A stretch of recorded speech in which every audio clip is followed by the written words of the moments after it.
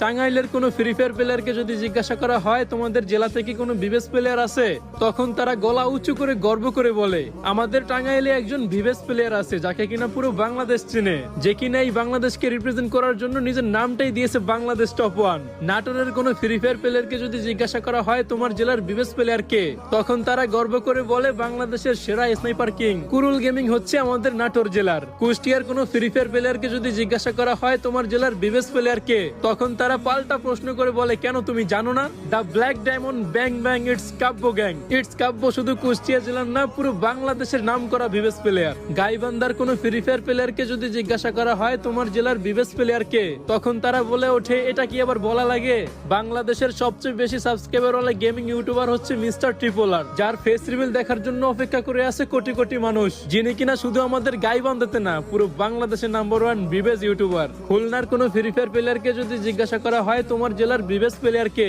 তখন তারা এক কথায় বলে ওঠে বর্তমানে টিকটকে যে কাপাইতাছে ট্রেন্ডিং সেই আমাদের খুলনা জেলার একমাত্র বিবেস ইউটিউবার একে মিরাজ গেমিং।